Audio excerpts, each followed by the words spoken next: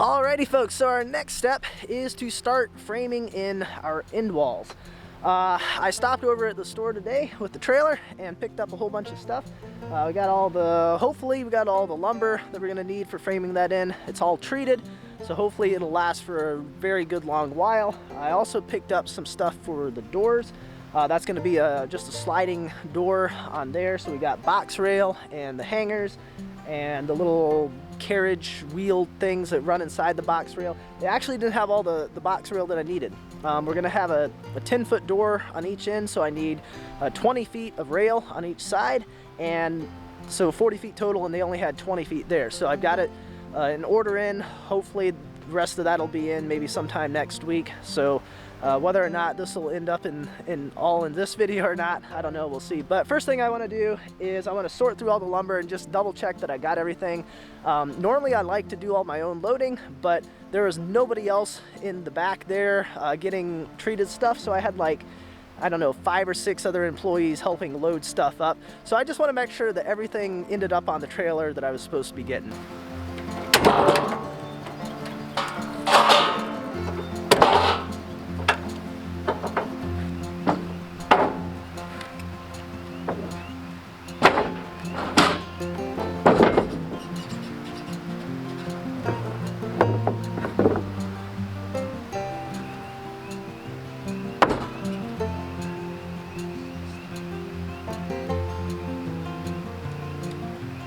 So not only did I get everything that I was supposed to get, I actually also got an extra board that I wasn't supposed to get either. I think one of the employees got a little bit too eager with helping loading stuff on there, so instead of having 4 2x4x10s, I've got 5 of those.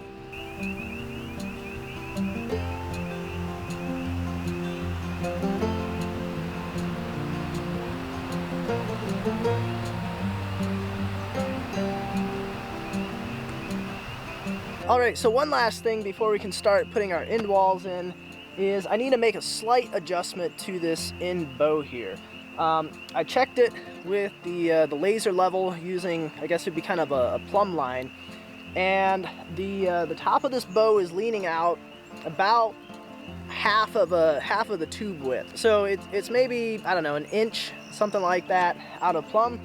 So what I'm going to do is I'm going to go up, I'm going to loosen the little clamps on the ends of this. I'm going to try sliding in just a little bit, tightening the screws back down, and then before we put the plastic on the end, we'll have to trim just a little bit off of the ends of those purlins.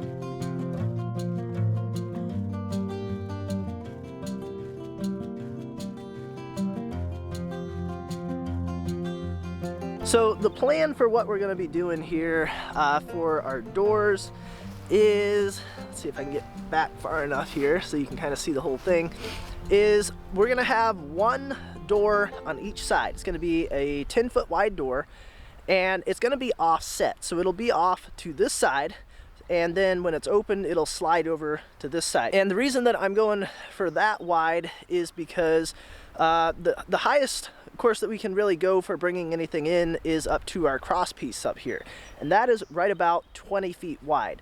So that works out real nice for a 10-foot door that when it's closed, it's over here. When it's open, it can be all the way off to this side, and it's not going past the profile of the high tunnel. Now, the way this is going to work is that on each side of the door, there's going to be a 4x4 post, which you can see one of them right there. And so what I also did when I had the laser out here last night was I started digging the hole at each side that our center 4x4 is going to go in. I'll work out where the side one, the shorter one, goes later on, but I went ahead and got those started. So what we need to do now is figure out how tall this is going to be from the bottom of the hole up to where our bracket connects to the top of our post. We'll get our post cut to length, and we can start getting this project going.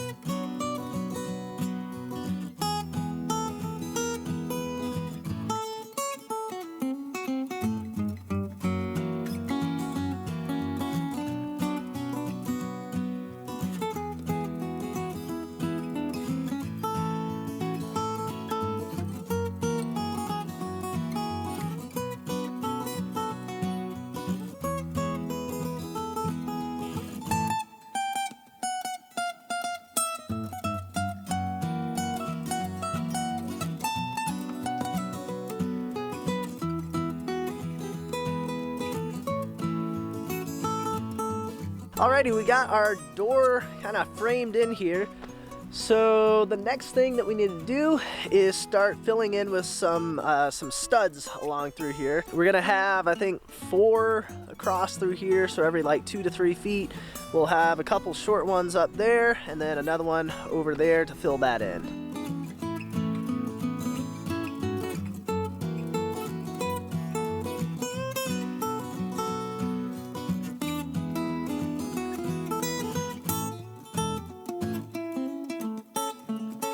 Alrighty, well I think this is shaping up pretty well. We got all of our studs, I guess, in on this end, so we're ready to move around down here and start doing the exact same thing.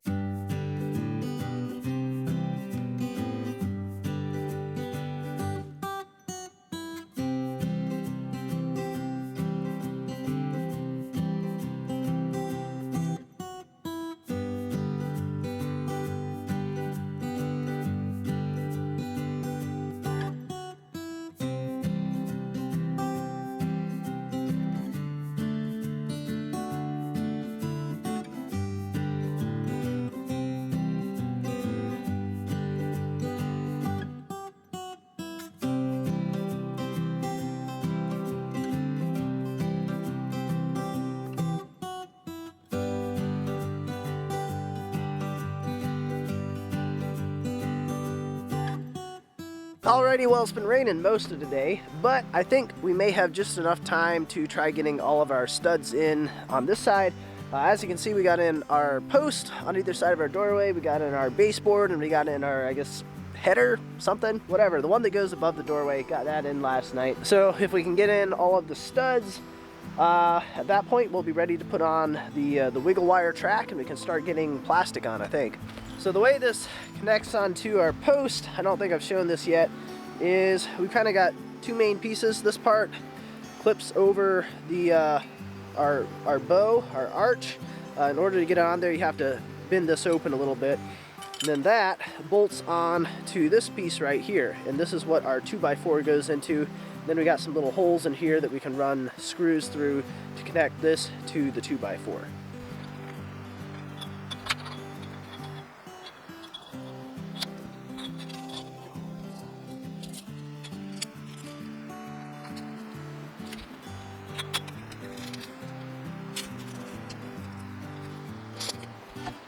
So I'm actually cutting this a little bit long, and then what I can do is notch in to our upright a little bit so that it's kind of sitting over our baseboard and I can screw into it and it holds it in place a little bit better.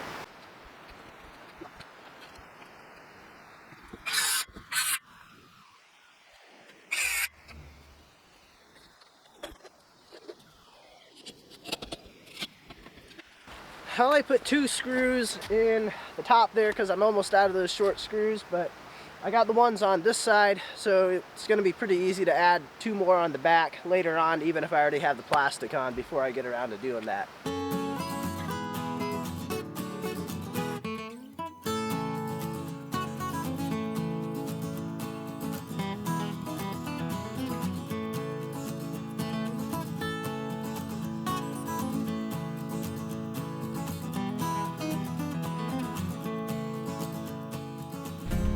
Alright, so this afternoon we are going to try at least getting a good start on putting some of this wiggle wire track around around the ends of the high tunnel.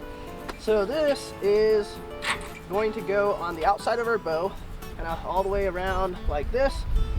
So the first piece here needs to get cut so it'll come underneath our horizontal piece of the wiggle wire track that goes down the length. And then once we get this one in, we can just start working our way up around. We're going to have to kind of bend it going around here, so I'm not quite sure how well that's going to go, but this is aluminum, so I think it should bend fairly easily. Maybe, we'll see.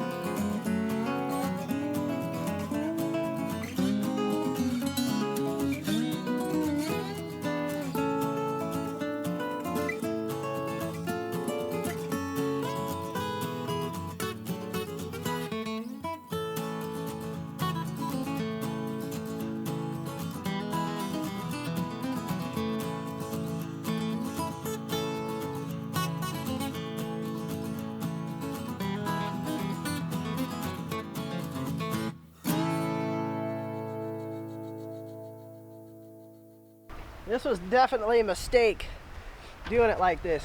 You really got to start from the bottom. That way you got enough leverage to get this thing to bend through here.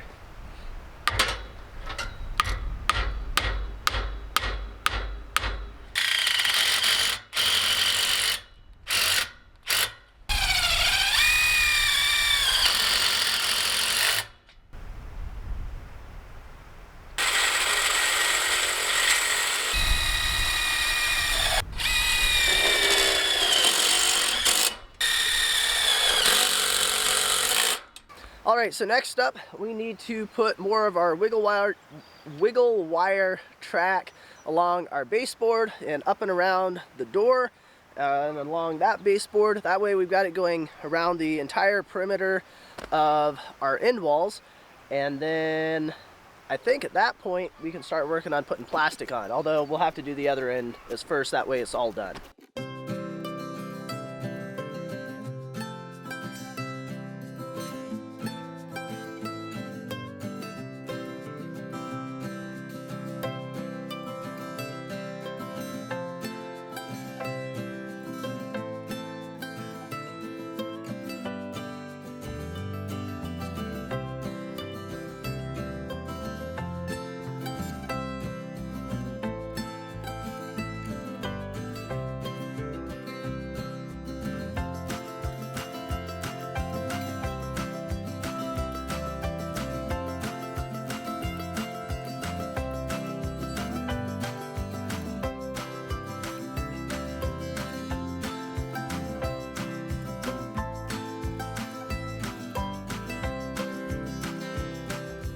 All right, so we got all of the wiggle wire track around the bow. So now we just got to do the same thing going along the baseboard, up around the door, and along that side. One thing that I did differently is instead of going or starting at the one side and then working all the way up around and then ending down near the wiggle wire track that goes horizontally along there, I finished one that came to around on there, and then I started the other end over here and then brought it up and cut this end, and that made it go so much better. So I wasn't having to try making that real sharp bend coming over that corner there with no leverage to be able to pull down on it. I didn't have to use the mallet or anything like that. That went a whole lot smoother.